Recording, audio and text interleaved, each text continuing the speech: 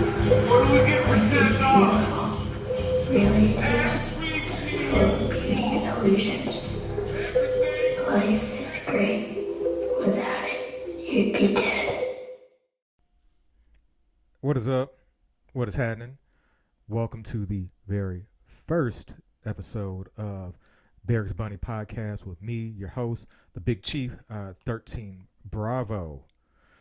And this is not my first rodeo with doing a military related podcast or doing podcasts in the podcast landscape. I remember my first podcast was the Morris and Jerome show, where me and one of the homies that I met on Twitter, we were some 30-something single divorced black dudes talking about life. Yeah, we had kids. He had custody of his. I didn't have custody of mine. But it was a cool show, and I really wish I had the files from that, because we had some dope episodes. I even had Fonte from Foreign Exchange and Little Brother fame on 2 of our episodes. It was a dope show. This was early in the podcast days. I really wish I would have kept it going, but hey, life happens. And then I tried to have the Red Leg podcast when I was initially working. Was I working on the book then? The book might have came after, but I did have the Red Leg podcast where I was just basically talking about my time in the Army, and I was like, hey, I should write a book. Which I did, Red Leg Volume 1, which you can find on Amazon. Also did the audio version, which you can find on all streaming platforms, except Apple Music, I think, because I had a little streaming farm going on, and they took my shit down on Apple Music. But yeah, I did another version of it on YouTube, so you can check it out there. But I left it alone for a little while, the podcast, and I tried to bring it back right around COVID. Had a couple interviews with some other veterans as well. And then I forgot why. I think I know why I stopped doing it. I think I was having technical issues. I was trying to get a guest on. That didn't work. I had a cousin who was in the Navy. He flaked on me. And then I just kind of lost interest. It happens. But I think I might have the files from that podcast. So you might see them on here or not. Also, we're doing 2 forms of this podcast. We'll have the audio. So if you're listening to audio, you can also check the video version of this out on YouTube. But the reason for the change of the name, because I thought about bringing Red Leg back. I thought I'd switch it up because I didn't want to have to explain Red Leg every time. It is definitely a niche name. It is for us artillerymen. I was a 13 Bravo. And that was one of the nicknames we had. We had Red Leg, had Cannon Cocker, and you had Gun Bunny. And I was just thinking, I was like, I can't scale Red Leg. But you know what I can scale? The stories about these hoes. Because I was doing Uber. The things you got to do to pay the rent, fucking on top of, disability check. But that's neither here nor there. But I was doing Uber where I was giving this Navy veteran a ride to the airport, and our experiences were different, but the stories about the hoes were the same. Yes, we're talking about them Barracks Bunnies. And back in my day, they were Barracks Rats, but I guess the new term that the kids are using on the streets is Barracks Bunny. So I was like, you know what? Let's call this thing the Barracks Bunny Podcast, because that is the through line of all the branches of the military, the hoes. Yes. All right, so this is the first episode, so we're going to fumble through some stuff. We're going to figure it out, and we're just going to get on through it. Where do I want to start? Oh, we'll just talk about what's going on in my veteran life. I have been out of the Army for 11 years. Damn, time be zooming. 11 freaking years ago, I got my DD-214 and a good luck. And I didn't know what that shit meant at the time, like the whole good luck thing. I'm like, why are they telling me good luck? But boy, did I learn. But shout out to me. I did do 7 years of 3 months in the United States Army. My MOS was 13 Bravo. King of battle, baby. King of motherfucking battle. Hold on. That good old acid reflux that you get from the Army. All them rock stars, boom booms, wild tigers, Red Bulls. I do have an unhealthy habit of about 1 to 2 Red Bulls a day. It'd be like that sometimes. But yeah, my MOS is 13 Bravo. I did my basic training at Fort Sill, Oklahoma, the home of the field artillery. My duty stations, I gotta make sure, I want y'all to make sure that I'm legit, because you got some motherfuckers out here with the whole stolen valor shit, which I don't know why, because we soldiers and sailors and Marines and air people, Uncle Sam be fucking us in the ass. But either way, did my first duty station was Fort Lewis, Washington. I was only there for about 4 months, 4.5 months, I think. I was part of 2-8 Field Artillery. Oh, let me take it on back. My unit at Fort Sill, when I was in basic training and AIT, good old one station unit training, and fuck my recruiter. Actually, I did want to fuck my recruiter because she was a baddie, but she fucking lied to me talking about, oh, AIT will be just like college. Wrong, bitch. Maybe for you, but not for me. I had OSIT. I was at the same building, bay, same bed for 14 weeks of my fucking life. But I was in Alpha 122, and I'm sorry, Mom, if you ever listen to it. There's a lot of cussing in here because it's how we talk. We'll see if we good on the YouTube. I don't know. I think it's part of the language.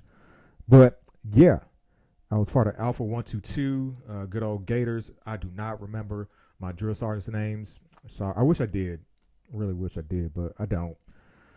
And fast forward, first duty station was Fort Lewis, Washington. I was assigned to 2-8 Field Artillery Automatic Battalion, a part of the 1st Brigade, 25th ID, Tropic Lightning. And I was very fortunate because I got assigned to that unit. They had just got back from Mosul, Iraq. And I had some homies that went straight to Iraq after doing a few weeks at Fort Lewis, or a few months or whatever. I think they went around the same time that I left for Germany. So we reflagged from 25th ID to 2nd Stryker Cavalry Regiment. In the old 2SCR, they reflagged to 4th Brigade 2ID. And so my unit, we got moved over to Germany, the whole unit. So I got to spend a year and a half before going to Iraq. I was a part of Alpha Battery, 2nd Stryker Cavalry Regiment. I was in the Fires Squadron. Good old artillery hell. That's right. And then I did a trip to Iraq. I was part of the surge, and I was there. I was in Taji, the first part, and then we moved up to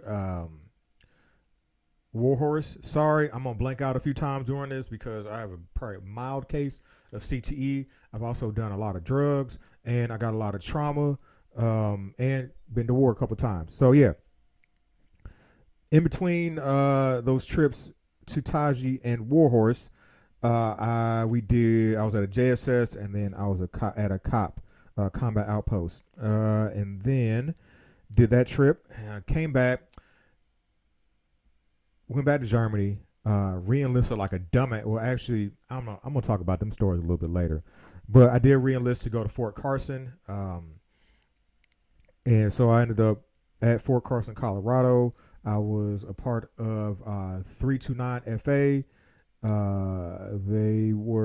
They fell under 3rd Brigade, 4th ID, steadfast and loyal. And then I separated with the honorable discharge from the Army on January 4th, 2013. Yep. And I've been a civilian ever since. I ain't looked back. So that's a little bit of my history. I said, a little bit added to it. It was artillery that whole time. I got out as a staff sergeant, E6 for you other branches. I was a section chief. I was also an EO rep. I always put the black dudes or Hispanic folks as the EO rep, but that's neither here nor there. But yeah, I had a good time in the Army overall. I got to serve under two administrations, under Bush and then under Obama. We'll get into that as well later in later episodes, what it was like. It was like night and day. And after I got out, I went to school, got a couple degrees. I got a bachelor's degree from Kennesaw State University, go Owls, in human services. And then I also have a master's degree in social work from the illustrious Clark Atlanta University, where they teach us to find a way or make one. Yeah. And now I do art full time. Yeah, my degrees are sitting on my refrigerator, collecting dust. I did try to work, but after a while I realized, yeah, working a job ain't for me. I've been trying to do this Uber thing, but boy, yeah, we gonna get into some veteran life stuff as well, and I think that's about it. Oh yeah, I've also, my bad, got to hit a button here.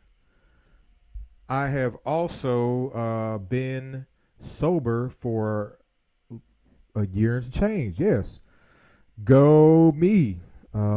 My drug of choice was marijuana. I have also dibble and dabble with what else?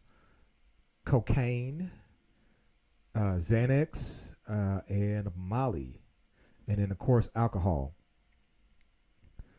I should say that alcohol is, you know what, marijuana and alcohol are my drug of choice, because the other ones, it was easy to get off Molly because I had a drug seizure twice. Well, actually, the second one was because I had Coke and Xans too close together. Yeah, man, uppers and downers, they're going to fuck you up. And then the second one was because of Molly. So it was real easy for me to leave that alone. But the weed, boy, that had a chokehold on me.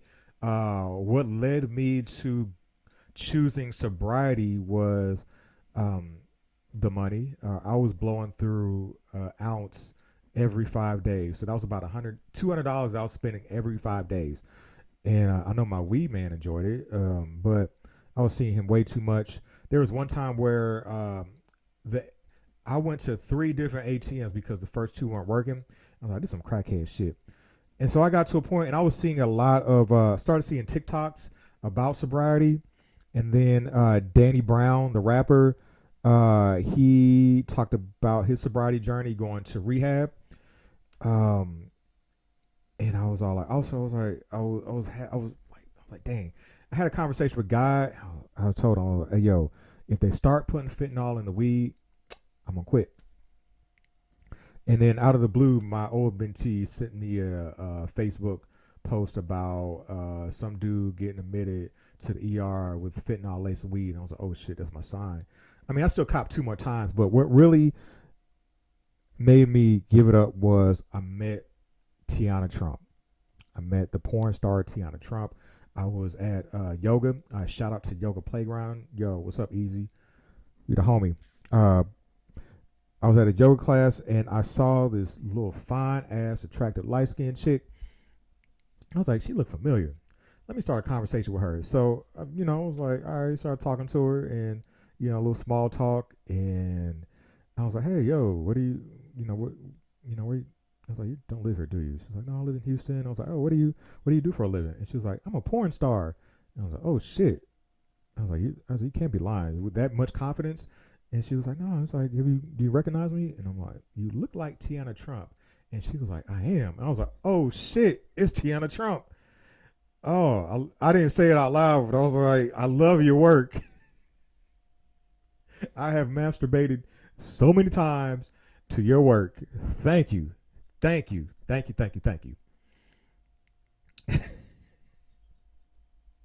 Yeah, I don't know how the topic came up, but we talked about weed or some shit. And she said she quit. And I was like, why? She was like, things were getting crazy or whatever.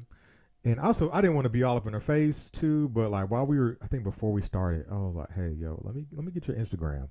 And so got it. She ended up giving me her personal Instagram. I was like, oh shit. And I didn't want to be in her face because I know she was gonna get recognized. Other niggas were gonna be in her face, and I think her boyfriend showed up, whoever she was dating at the time. But yeah, so thank you to Tiana Trump. At some point, we're gonna fuck. I be seeing the niggas that she fucked, and I'm like, these dudes are lames.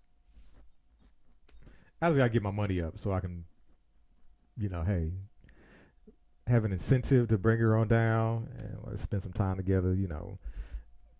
Dig a little deeper. Use this master's in social work. This therapy stuff that I thought I was gonna be doing. Use it on her. Be like, oh, yo, let's talk about your life, and then fuck. Talk about your life a little bit more. Do some trauma bonding. Fuck. Suck my dick. So, I'm putting it into the universe that me and Tiana Trump will have several experiences at some point. I hope to have her. No, she will be on the show one day. I'm going to put that out there. While we're speaking shit into existence, my number, I know they say you should always have a number as far as money, and $45 million. That's my number.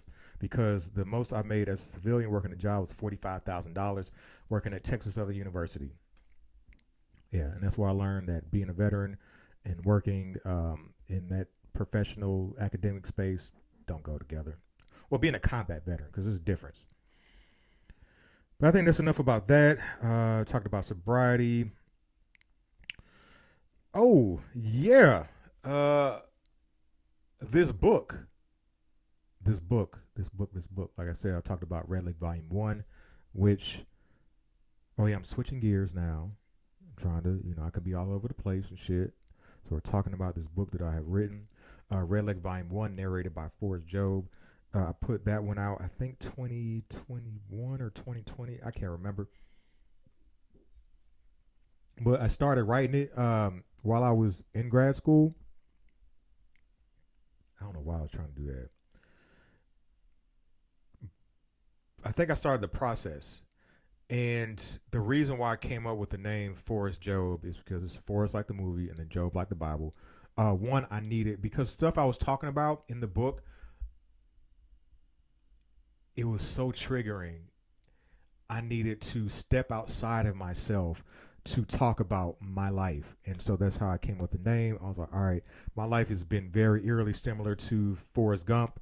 And then also to Job from the Bible, just all that suffering and shit. I very much relate to that. So I put those two together, and there you have the name Forrest Job. Is there anything else I need to throw in there? Oh, yeah. So I put the book out, got great reception. Everybody loves it. And then I initially thought that I was like, I'll be able to burn through these bitches. Well, first, when I was trying to write the book,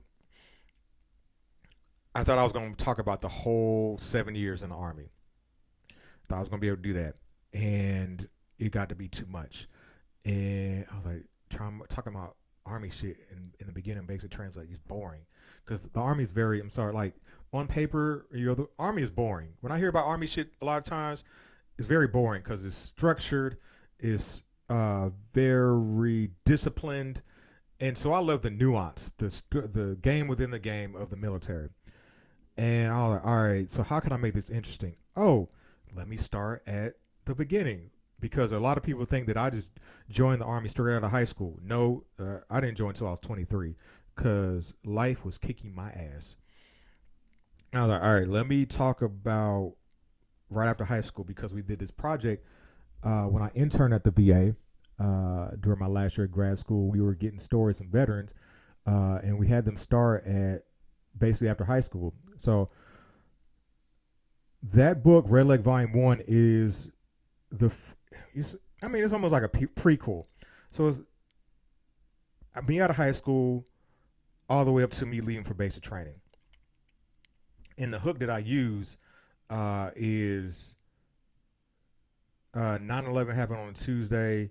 I got married on a Wednesday, got arrested that Thursday, and then got fired from my job that following Monday, and then joined the Army 4 years later.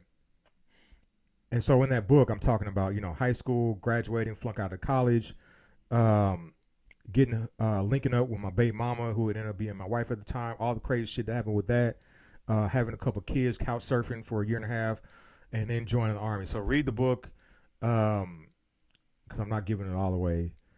But you, check the book out. And then volume 2. And once again, I thought, I'll be able to burn, I'll just be able to write it, get it, knocked it out. I literally took me, I think I put that book, our initial book out. Yeah, it was 2020. I can go back and look, but I don't feel like it. And so it took me 4 years to finally come out with part 2. So I get it with artists and albums. I was like, I totally get it, because I was like, I had to live some life. And then I didn't, when I tried to write it again in the same way that I wrote it before, which is eventually on my phone, because when I was trying to write it on my MacBook, just coming out of school, I would write and I'll just write. Didn't really know how to stop. So I was like, let me write it on my phone. But then when I tried to do volume 2, I was all like, I don't feel the same feeling. It's a lot of things that I want to capture that I can't seem to capture on here if I write it out. And I tried to go back to the Mac, and it was just on and on and on. I was like, finally, you know what? Technology has been pretty good. Let me tell the story. Let me talk it out, and then let me go ahead and then transcribe it. So that's what I did. It took me 40 days to record the book, and then it took me about a few months to run it through. I used Otters, the transcription service, and then I had to go and edit that bitch. That took the longest. I thought that would go fast, but like rereading that shit and then editing, I was like, nah. So it took me a while. I thought I was going to initially be done in March, but nah. So finally, I was like, you know what? Let me stop putting a deadline on this bitch, and then it'll get done when it gets done. But I was like, I still got to make efforts to edit this motherfucker. And so I did. Finally finished, and the release date will be July 10th, which is my father's birthday. He passed away a couple years ago on May 20th, so I'm using that day to honor him, because I am third generation Army. My father, he served after Vietnam, and then during Desert Storm, and my dad did not want to talk about the Army, man. I tried to get him to talk about it. He didn't want to talk about that shit. It's all good though. But yeah, I am looking forward to putting this book out. It's better. I want to say it's better than the first one, because I don't like to compare the two. I'll say it's got more depth to it. I want to say it's better. Yeah, the reason. All right. The reason I want to, and I gotta stop doing that to myself, because I feel like I'm putting that one down, and it's like, no, that was a beautifully written piece of art, and it was at a time that was it's a lot of trauma, and it's funny when people talk about that book with me, and they don't ever bring up the domestic violence. And I had to include it in there. And there's stories of domestic violence in this one too, because it happens, and we got to be able to talk about it. And a goal of this is understanding that there needs to be grace for the abuser. Until there's grace for the abuser's never going to want to get better. I remember I was dealing with this chick in Houston, and I don't think we ever fucked. No, we didn't. Shout out to Andrea. But yeah, she came over and we were talking, and I think this dude she was fucking with, I talked about, he did something to her. I don't want to like, I think it might have been sexual abuse or it might have been physical. And I kind of insinuated, I brought up, I was like, well, where did his pain come from? Because we passed pain like a blunt. I was like, where does pain come from? And she did not want to hear it. She ended up walking out. And there's been other times where I've asked women, I'm like, where do you, the motherfucker that hurt you, who do you think hurt them? And not excusing their behavior, but if we get an understanding, we hear their story, but oh, okay, all right, this makes sense. So yeah, this is definitely, I'm trying to help people get into, and I think after the book comes out, I will be definitely doing a more in-depth podcast about Red Lake Volume 2. So like, I would love to have a book discussion. I would love to talk, have people tell me their thoughts about it. So yeah, but Red Lake Volume 2 pretty much covers me leaving for basic training and then going all the way to me leaving for Iraq. So there's a little, because I wasn't going to talk about when, where I was starting and stopping, but hey, there you go.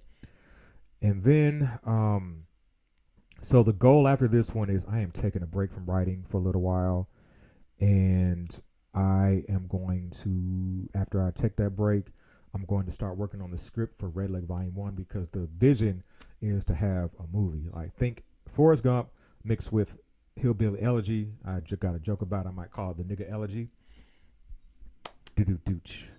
But yeah, I'm going to work on that script, and then after I finish that, is when I am going to take another break and I'm going to work on Red Lake Volume 3, because it's going to take a lot. And I go into these books with a very singular mindset. There are other characters in these stories, but I want you to, when you're reading these books, I want you to be, it's going to be very tunnel vision, like straight up through my viewpoint, how I saw it and how I remember it, because I also only remember 50% of my life. And so that's why I have to put a fiction title on these,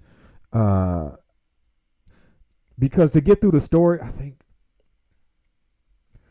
forgot where I heard it, but it was somebody said, don't let truth or facts hinder you from telling the story. So I'm like, all right, I'm blemish some shit, might add some shit, add a little bit more sauce. I remember that's why I don't ask people questions who are involved, because I just want to talk about, I don't want to be influenced by them. I won't interview anybody for Red Lake Volume 3. I'm going to tell the story as I remember it. I might research some. Nope. I'm not going to do it. And once again, I'm just going to tell the story as I remember it. It was hilarious because when I was going through the process of Red Lake Volume 1, I wanted to ask my baby mama some questions, but I didn't want to tip her off about the book. I think the only person that I asked, I asked my dad about, I was confused about when did I tell him or write them a note saying that I had got married. And I just wanted that timeline from 9/11 to me moving out the house. That's the timeline I wanted. That's the only timeline I gave a fuck about. That was it. Because it was fucking with me. And because it's such a canon point of my life. That right there, those events.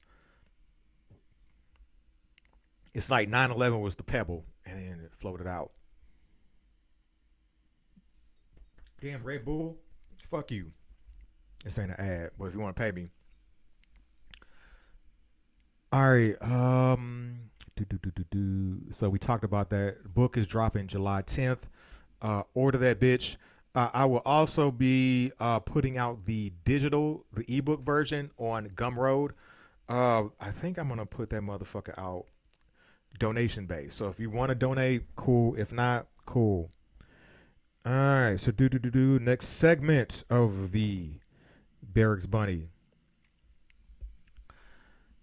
podcast is we have some military news. This is where I read a headline and I just read the headline and I give my 2 cents about it. It will be a military related headline. So here we have from military.com. Damn, I should have oh shit, let me try to scroll down. This is from July 1st, 2024. And the headline is Jury finds Air Force General not guilty of sexual assault, but lesser charges lead to the loss of pay and reprimand. I think I'm going to put my thumbs up right there for a cue when I go back and edit this bitch, because I might have the headline up here somewhere. I don't know yet. We'll figure it out. But damn, dog, sexual assault. General, what are you doing, dog? But I'm not surprised. I am not surprised at all. A lot of sexual assault be going on in the military. I remember a lot. I don't know. I should check. You know what? I'm not even going to look, because it could have been male on male, could have been male on female, could have been male on trans. I don't know. Shit. Because first, stop being nasty. Stop sexually assaulting people in the military. Like, stop doing that. Like, there is so much other loins out there you could have. But hey, proximity, power goes hand in hand. But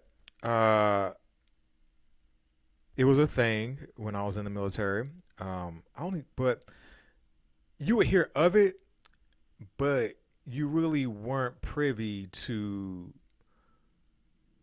it unless you were like in CID or something like that, or the MPs. They probably got way more stories than I do. I only specifically remember an instance of two soldiers that I knew that had got sexually assaulted. One was female, one was male. And of course, the male on male thing was very prevalent, because when I served, that was before that was before women were allowed in combat jobs. And I actually liked it better that way. Like, it felt like a gentleman's club. And also, it was easier working and leading male soldiers, like working with and leading male soldiers, because women, y'all got attitudes, man, talking back, all that shit. And then I wasn't trying to fuck. Like, it's a good thing pussy wasn't that close to me, because love me some coochie. So I know me, I might have tried to fuck one of my female soldiers. I might have tried to fuck a soldier, and also, I be falling in love with these hoes, man. It happens. It's a good thing. It's a good thing that I had a wife while I was married, so I wouldn't have tried to marry. I wasn't that bad. I was not knowingly going to marry the Barracks Bunny or the local stripper. I got to go back in the vault and think about the ones that I did fall in love with. But anyway, back to the sexual assault shit. Try to say that 5 times fast. But I remember I was a civilian. I think it was 2014. I heard a report that half of the sexual assaults in the military were male on male, and I was like, not surprised at all. I did serve before. Don't ask, don't tell. So there's that. Is that all I got as far as that story? Yeah, I think that's all I got. All right. Next segment. Here's where I do the cue with a thumbs up. And the next segment that I have will be TikTok comments. Boy, the comment section. Ooh, man. Interesting. And I have learned, I have figured out my niche when it comes to TikTok. Triggering military content. That's right. I saw them numbers. I'm like, oh shit, yeah, here we go. So here we have it. This comes from the TikTok that I did, where, oh damn it, let me go to my page. If I want to play it, yeah, we'll still play it. There we go. Let me see if we can get close enough. You know, and I'm not judging you, but I'm just saying everybody else is gonna. You know, and I'm not. And the caption is, when you only served 2 years, did 0 deployments, but got 100% VA disability. And in the background, I've got a blown up MRAP from my first tour to Iraq. I wasn't in that bitch. the homies behind me were. But here are some of the comments. Let me go ahead. There you go. I'll give y'all a shout out because, I'll say names and shit.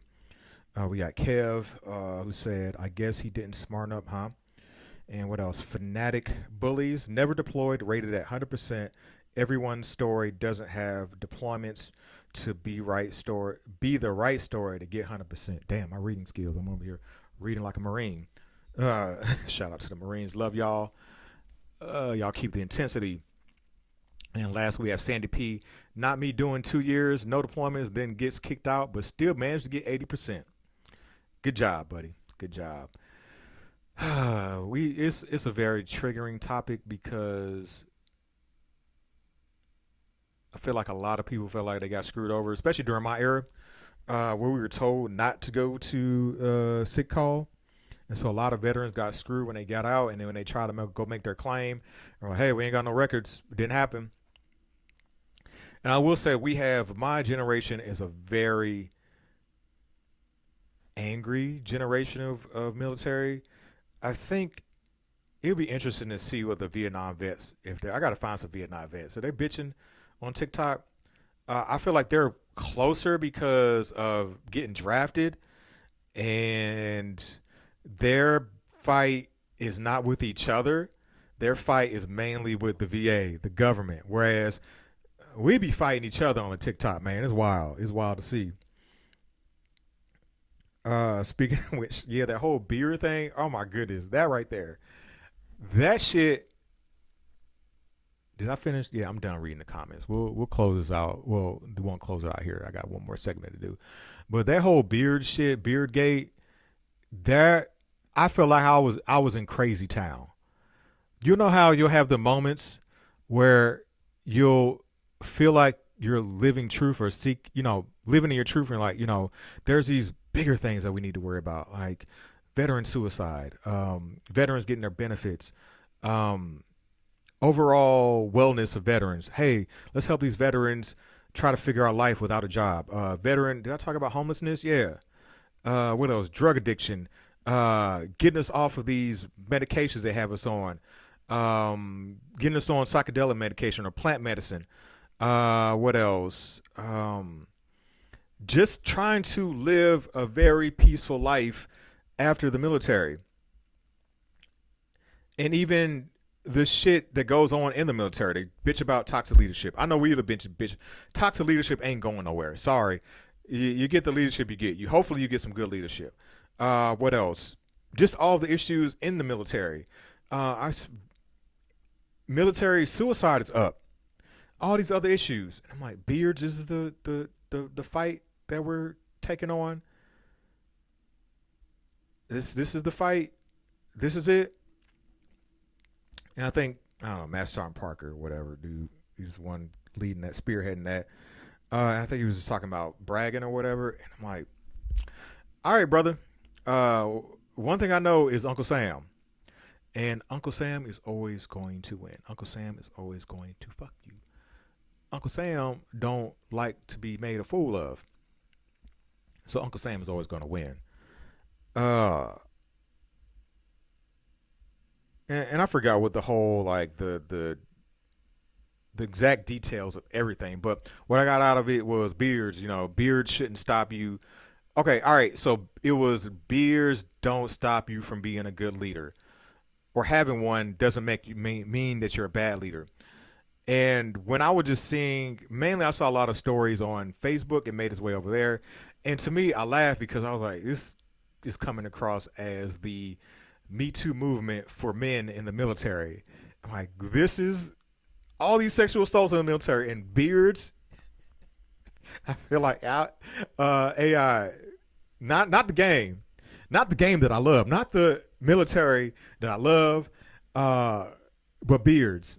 And I was like, and I think it was another female soldier, like I think E7 type or whatever, can't remember her name, and she was pushing a whole agenda, and I'm like, girl.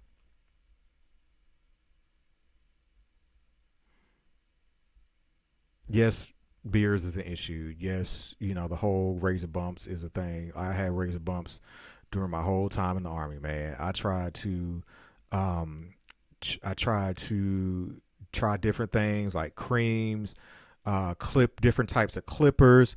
They were just a thing. And I think towards once I got to E6, yeah, that's when I went ahead and I just got a field. I got a shaving profile for the field because I'm like got this razor bumps, trying to shave out here, and we were in the field maybe 2 weeks, so it didn't get too crazy. I think at the most, look, I mean, you can't see, but if you're listening on podcast, but if you're on YouTube, you can see, maybe got to about this length. So not that serious. And then when I got back, shave, shit, whatever. I'm like, I'm not gonna let this shit stop my, hinder my career. Like that was the more important thing. What was the most important thing?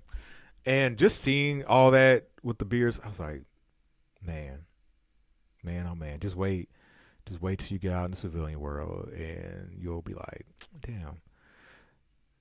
And I guess I'm not saying a beard shouldn't be a thing, because you got a lot of black soldiers, and it affects, the whole thing with the facial hair and stuff like that. But I just feel like it's the very, very, very low thing. It's a low issue.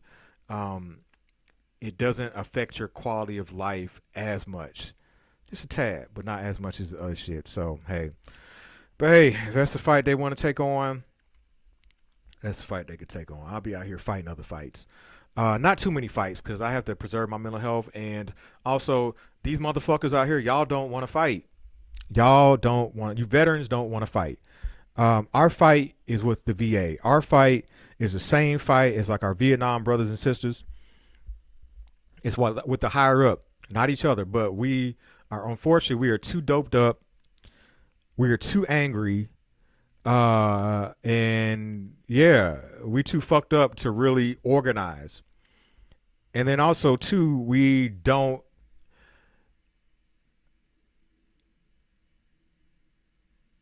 have very different political views after we get out. Because when we're in, it's like more like one team, one fight, all that shit. You let a lot of shit slide or whatever, but you get out and you're like, oh, that's how you really think and how you really feel on Facebook. And I don't know. I know at some point I feel like we need a memorial. I did drop an idea where it honors like the Vietnam vets, how they had the Vietnam War Memorial. I feel like I want to honor the Persian Gulf or Desert Storm, Desert Shield, Afghanistan and Iraq wars, and just have a place where we can place our pain. Once again, that's the fight. That's the fight right there. That's the fight. Proper compensation. That's the fight. It's all the other fights. But I do feel like if we get a memorial, like it'll look like a January 6th rally, because that's what it looked like when I was in combat arms. So yeah, and I think that's it as far as that. So we're gonna close this thing out with a host story, a Barracks Bunny story, just some host shit from my time in the military. Let me see, what do I feel like talking about? What do I feel like talking about? Oh shit! All right, there we go. So the time that I fucked this Air Force woman in the ass. That's right. I fucked the Air Force chick in the ass. All right, so I was on my second tour to Iraq, and my first tour, it was 15 months. I ain't getting no pussy outside of, I got some pussy during a 4-day to Qatar, and then I'll talk about that sometime else. And also, I got some pussy when I went home at R&R from my wife and a stripper at Soft Touch Strip Club. We'll save that for another day. So I said that for my second tour, I had the rank for it. I had the rank. I had staff sergeant rank when I went to Iraq the second time, and I was saying like, yo, as long as I got enough downtime and enough fob time, I'm gonna get some pussy. And so I think I was on the back half of a 12-month deployment. Yeah, I was. And I went to, was it Latin night or hip hop night? One of them two. That's where the pussy used to be when you were downrange. And I had the walkie-talkie because I don't know if we were on QRF or some shit. But I was basically taking something back to my Humvee or whatever I don't know. Damn. Wish I remember more of the story. Either way, I took something to the vehicle that me and the homies had rode up in. Could have been the TMP van. I don't know shit. And there was this black chick, black Air Force chick, and she was like, hey, you know, she thought she recognized me. And I was like, oh, hey, what's up? And she was like, oh, you're not who I thought. I thought you were somebody else. And I was like, I could be who you're looking for. I don't know. And she laughed at that. And I was like, all right, got her. And so we chopped it up, exchanged, is it MySpace, Yahoo Messenger or some shit? We ain't had no phones. But we exchanged contact information. And so I hit her up. And so we linked up, went over her space. Her boyfriend was a contractor and he was on leave for 2 weeks. So I was like, all right, shit, this is my time. I used to go over her chew. I even had some alcohol that I secured, through the mail. And so he was drinking, here and there. And we fucked. It was dope because she had a shower in her chew. Shout out to the Air Force. And then the one time she was like, hey, are you into anal? I was like, I tried. I tried with my ex-wife, but never really made it happen. And she was like, all right, it's cool. I got you. So, damn, did I fuck that bitch with a condom or no? Did I? I couldn't have. I'm just thinking because, all right, the only reason why I'm saying that is because for lube, she used Vaseline. And I know you can't be doing that with a condom. But fucked her in the ass. I enjoyed it. Had to shower right there. And that was that.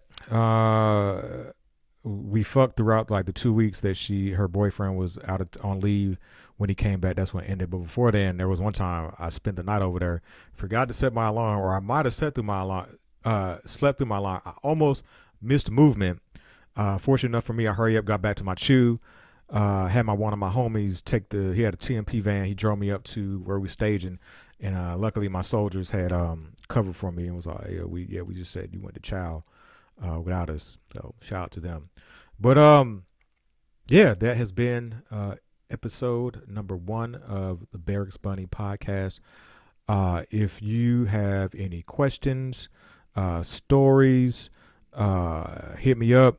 I think in the email, I'll put that in the show notes. If you would like to be on the Barracks Bunny Podcast, hit me up as well on the TikTok as well. I said as well twice, but I will be all right. My TikTok name is Chief13 Bravo. There's Chief, the number 13, then Bravo. You can hit me up on there. If you got any questions about separation, if you got any questions about leadership, you can hit me up. If you're in a dark place and considering suicide, please call 988, or you can also call the Veterans Crisis Hotline. I will put that in the show notes. Or you can hit me up. I'm just going to give you an encouraging word, but hey, bitch, it sucks, but you'll get through it. Don't kill yourself, but if you do a backflip. So that's all I got. Y'all be great. Peace.